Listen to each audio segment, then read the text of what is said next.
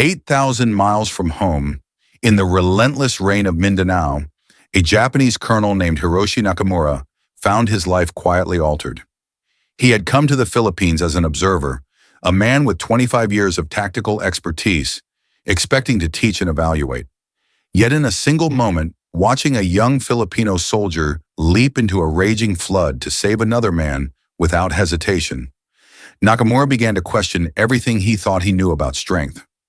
What he discovered was not found in weapons or strategy, but in the quiet resilience of soldiers who carried an unshakable fire beneath their armor, a fire born of family, faith, and love for the people they served. The rain in Mindanao did not fall in drops. It roared, it punished, it pressed down on the earth like a weight no man could carry. The muddy ground had already given up its fight against the storm, surrendering into rushing streams that carved their own reckless paths through the camp. Soldiers stood in their soaked uniforms, eyes narrowed against the water, waiting for the order to continue the training exercise. Among them was Colonel Hiroshi Nakamura of the Japanese Ground Self-Defense Force, a man whose 25 years in service had earned him a reputation as sharp, unbending, and precise. Nakamura had not come here to be impressed. He had come to observe, to evaluate, to measure the skill of the Filipino soldiers, and, if necessary, to correct their methods.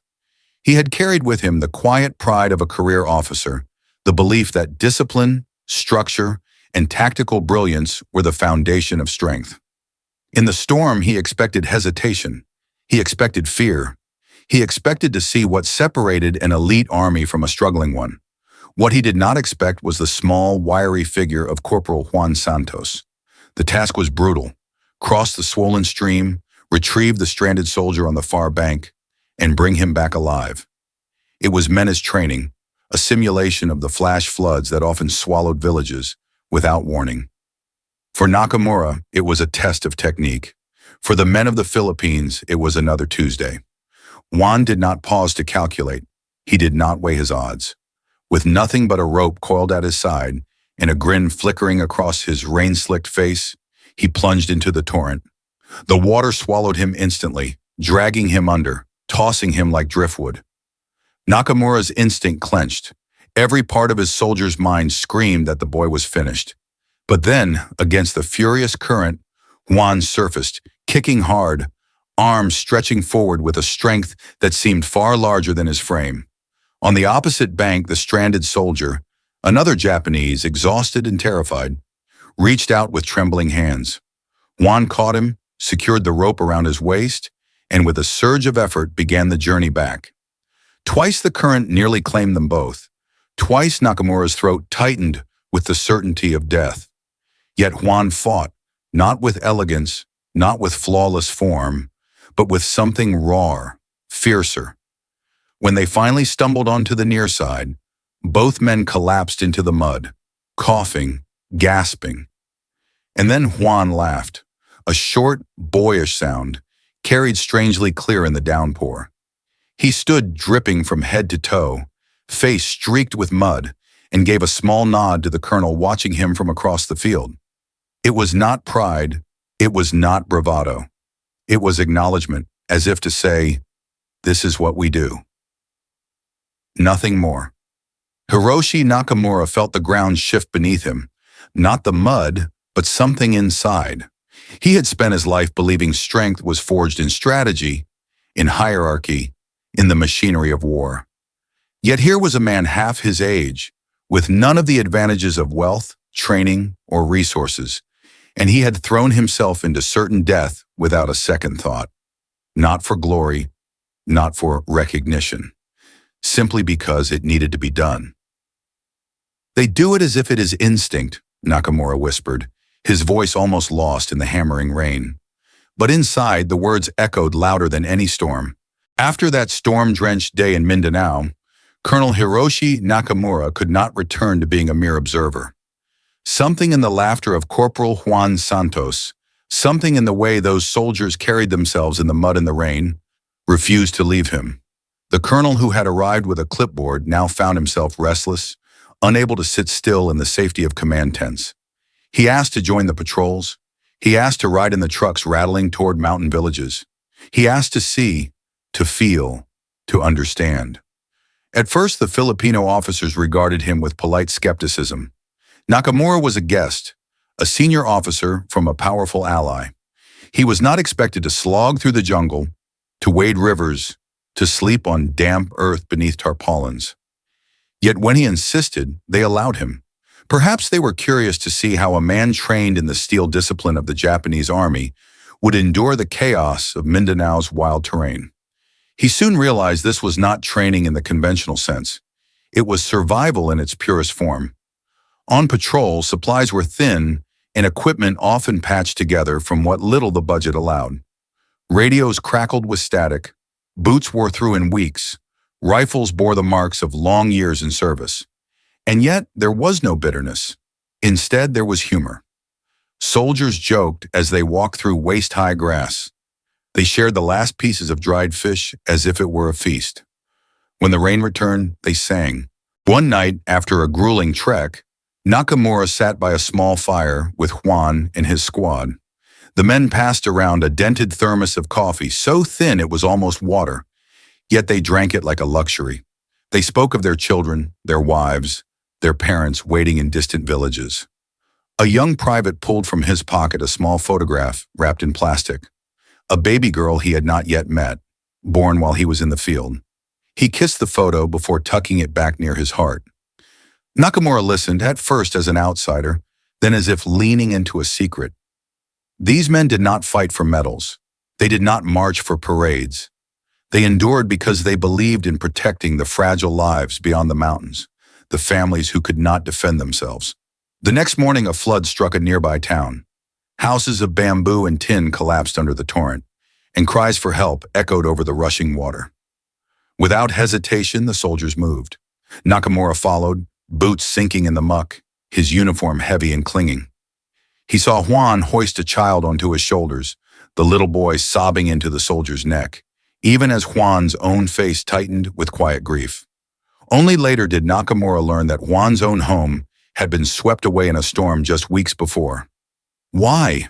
Nakamura asked when the chaos had settled, when the rescued were gathered on higher ground. His voice cracked, a rare fracture in the armor of a colonel. Why risk yourself when you have lost so much already?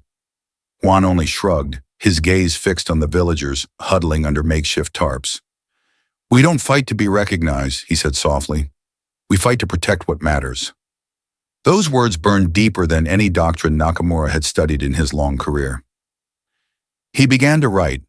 At night, by lantern light, he filled his notebook with sketches of faces, with scraps of overheard prayer, with fragments of laughter that lingered even after exhaustion.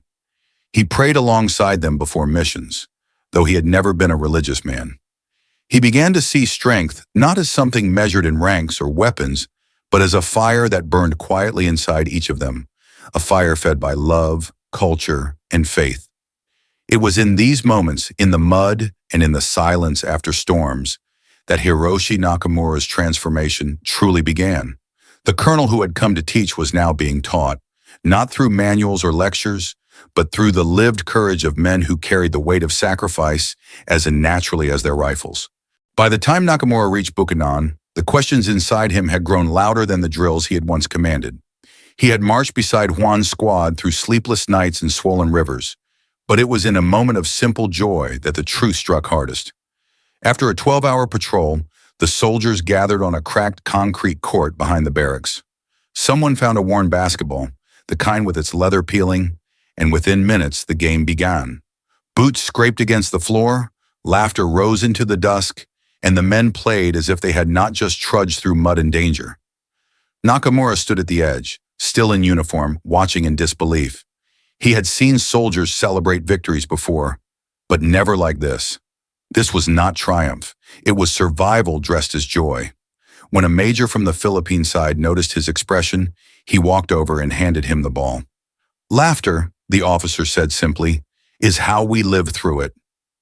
Nakamura joined the game, awkward at first, then freer as the minutes passed. He slipped, fell, even missed an easy shot, and the soldiers roared with teasing cheers. For the first time in years, he felt his rigid posture dissolve. The burden of rank, of reputation, of strategy melted into something lighter. He laughed with them, and in that sound he heard not weakness, but resilience. It was then that he understood. Strength was not forged only in the crucible of war, but in the quiet determination to keep living, to keep smiling, even when the world pressed hardest. These men and women carried wounds, losses, fears, but they refused to be broken.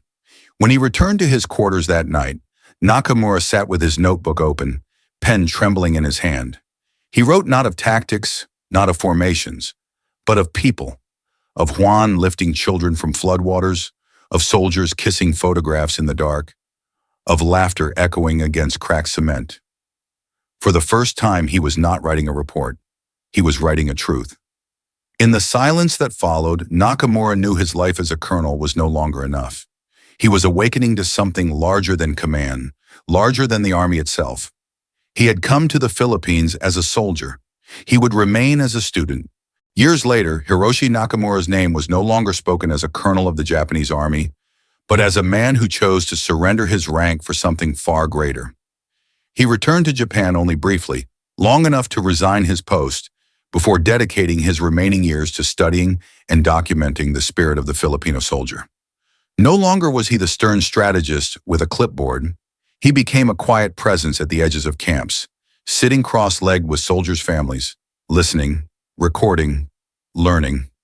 He wrote of mothers who led rescue teams into villages after typhoons, of young privates who spent their spare hours teaching orphans to read, of laughter shared in the face of hunger.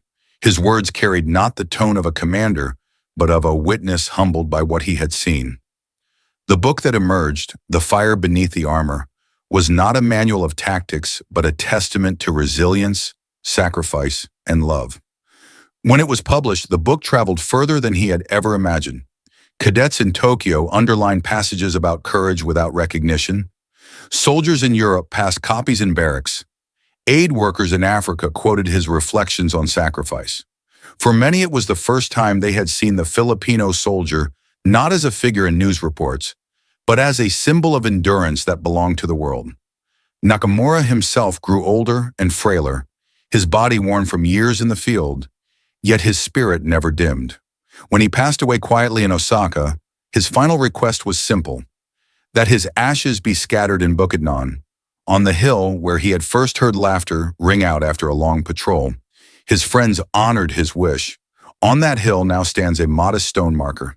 It bears no rank, no medals, no titles, only words carved in English and Filipino.